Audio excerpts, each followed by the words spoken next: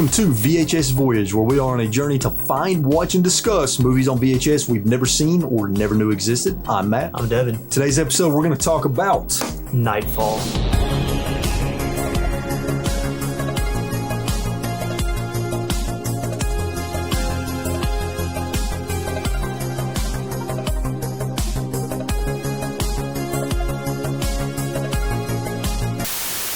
So today we're going to talk about Nightfall. Now, the front cover of Nightfall is a little bit deceiving because it's actually a pretty cool front cover for a VHS tape. It's pretty eye-catching.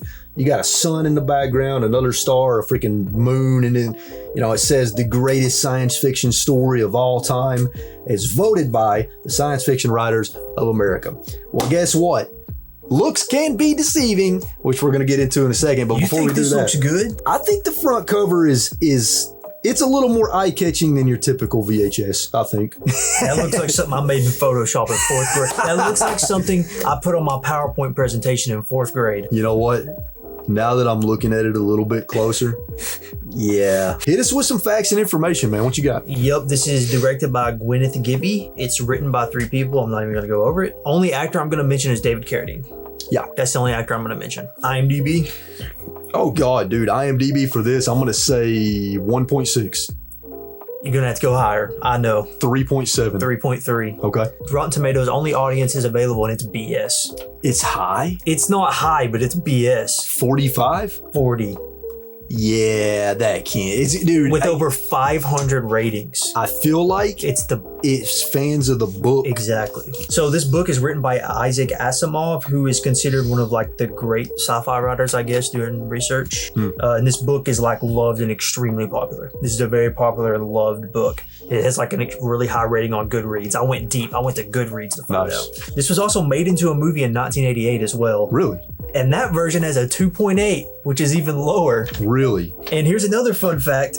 This quote on the front that you mentioned is also on the cover of that version as well. But it's just a quote about the book, but they're putting it on the cover to make you think it's about the movie. Now, granted, I haven't read this book, but there's no fucking way this is a good adaptation of that book. No way. No way. So, all right. So we're going to go through the story of Nightfall because there's so much in this movie that just makes absolutely no sense. Oh, I didn't process a single thing. Yeah, it makes absolutely no sense. Well, when you hear me go through this, you're going to be even more, you're going to be like, what?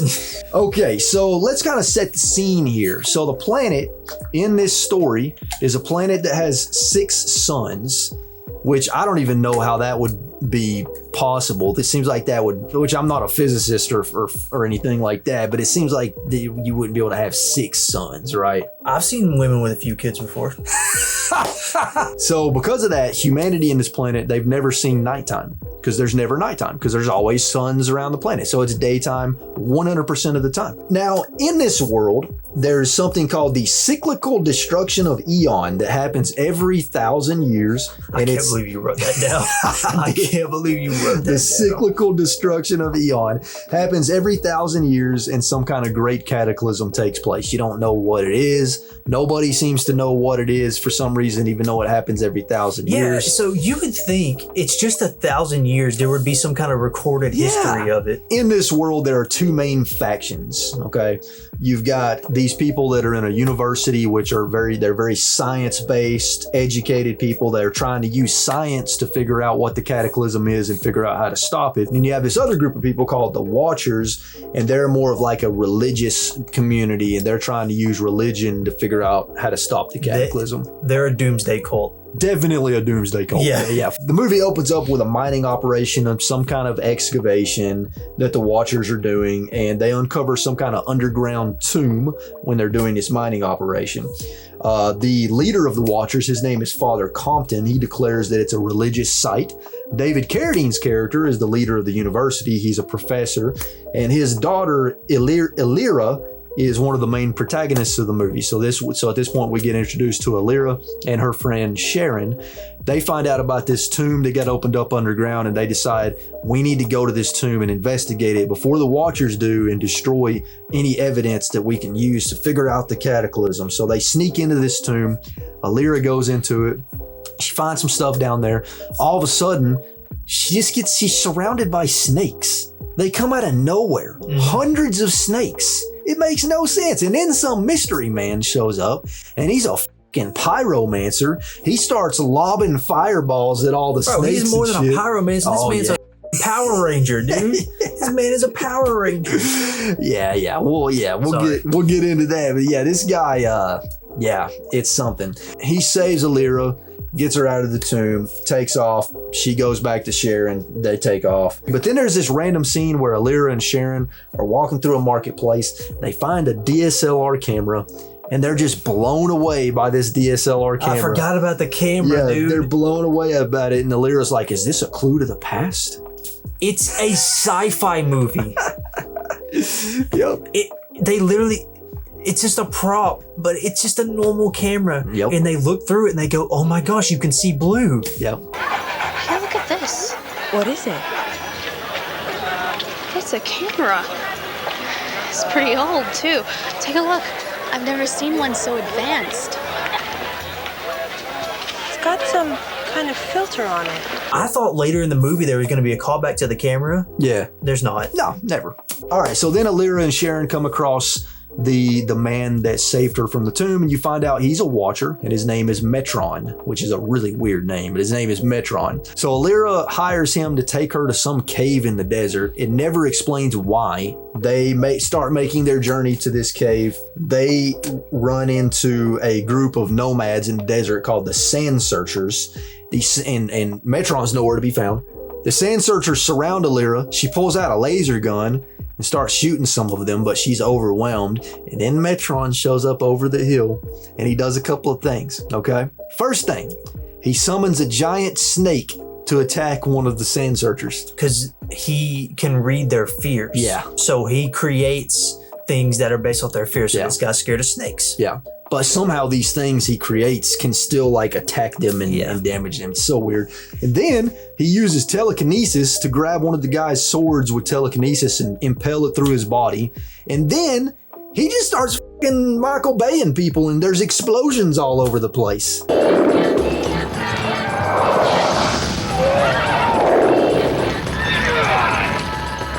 Can I mention a few more things in this scene? Yeah. Worst sci-fi production clothing I've ever seen in my life. Yeah, so bad. Should I say the one thing? Which one?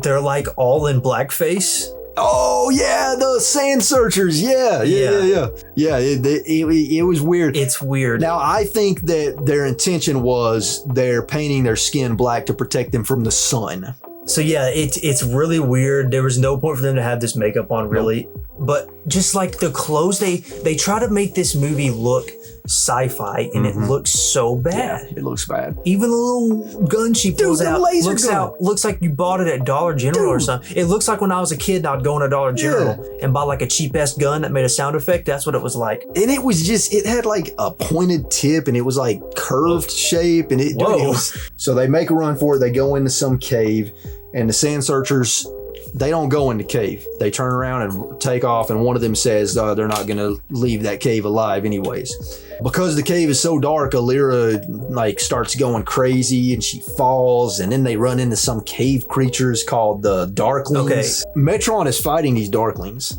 and they're sword fighting, right? The sword fighting in this movie is so bad, dude. It's like if me and you took a couple of prop swords and just went outside and started like clanging them against each other. Yeah, and the swords look horrible. Also, did you notice something else about the Darklings? Remember how I was talking about this horrible costume design? They're all wearing pantyhose on their face. Yes. Yep. You know what it reminded me of? There's a scene at the beginning of Teenage Mutant Ninja Turtles 2 where they're fighting in like a toy store and all the Foot Clan like have pantyhose on their face. That's what it reminded me of. Yeah. All right, so it's at this point that they find some observatory and they run into the random lady. Did you catch on to the line she said? No, what'd she say? She's explaining to them about the Darklings, and she goes, they're called Darklings because they are dark. Dude, that's... At least it was something along those lines. I had to write it down really quick. Yeah. But it was exactly on those lines. I don't know if it was word for word that, but it was right on those lines. Darklings. Darklings? They're insane. Their world is dark. Also, Alira gets injured, and Metron, you find out that Metron can heal injuries with his hands. I told you, he's a Power Ranger. He's literally a Power Ranger. And then we have a sex scene. And then you find out that the Watchers, they decide that the only way they're going to be able to stop the apocalypse is to go and murder everybody in the university before something called the Twilight Festival happens. So they decide that's how they're going to stop the apocalypse. So then you find out, and this is the stupidest thing in the entire movie, Devin. So Alira and her friend Sharon, they eventually find out what causes the cataclysm and what the cataclysm is. So here's what the cataclysm that happens every 1,000 years is. Are you ready for this, everybody? Every 1,000 years, an invisible planet comes into orbit and gets between their planet and one of the suns that called Beta, causes an eclipse. And during this eclipse, everything goes dark. And while everything goes dark, everybody loses their mind and goes crazy because they've never experienced nighttime before. So they go crazy and they start frantically setting everything on fire, literally everything, and killing each other. Eventually the eclipse, of course, happens, right? Because they can't stop it. Darkness falls. People start going nuts and setting everything on fire and killing each other. The Watchers get to the university to attack the university. They're literally setting their own homes on fire. Their own homes. So here's another stupid thing, right? The Watchers get to the university. So the professor tells the people in the university, he says, grab tools, knives, and brooms. Go. Round up all the tools, all the knives, all the brooms we have. Prepare to defend yourself. Because, you know, brooms are great against a sword. Freaking break it over your leg and have like a shank. The death scenes in this movie are terrible. The violence in this movie is so terrible, dude. It's like, you can tell, like, they'll slash somebody with a sword. You can tell the sword doesn't even touch them. No, it's not nowhere near them. And it's just so bad. Yeah. And you see like people getting stabbed. You can tell they're just like getting stabbed between their arms and their body.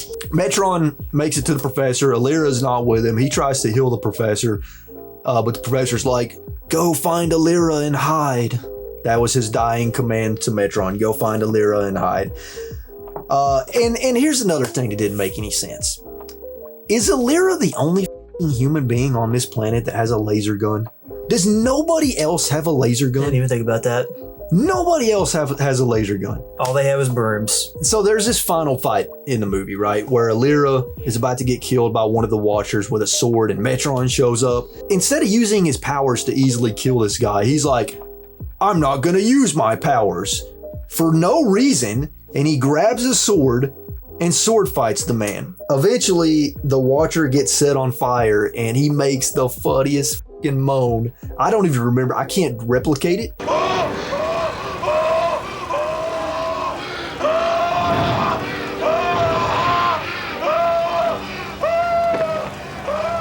The only good thing, the single good thing I have to say about this movie is that the fire special effects were pretty cool. So the movie ends with Metron and Alira on a hill watching the city burn, and then the eclipse ends. And that's the end of the movie. Devin, what are your closing thoughts on this one, or do you have anything else you want to touch on? Just a few things. There's some really bad dubs in this movie because there's a lot of Indian actors and they dubbed them, and it's so bad. It's so bad. I didn't even catch that. It's bad, dude. Yeah. Horrible sci-fi production design. I have tracked down every movie I've seen in my life. I've seen over 1,400 movies. Only 10 movies in my life have entered this category, which is where I give it half a star on Letterboxd. 10 movies out of 1,400. This is one of them. Other VHS Voyage movies, right? Boa, Whispers, and Top Dog. Top Dog. Top Dog. Yeah. Or the other movies that have entered my elite category of the worst movies I've ever seen. By the way, the reason I give it half a star is I commend you for making a movie. Yeah, for making a movie, yeah. Obviously, this is not a keeper. So you know what that means. We're going to be giving it away over on the Instagram page, VHS.Voyage. Link to that in the description down below. You will have 1 week from the day this video goes live to enter the giveaway before we do the drawing. So be sure and check that out if you want to win this copy right here of Nightfall. That is it for tonight's episode of VHS Voyage on Nightfall. I'm Matt. I'm Devin. We'll catch you guys in the next one.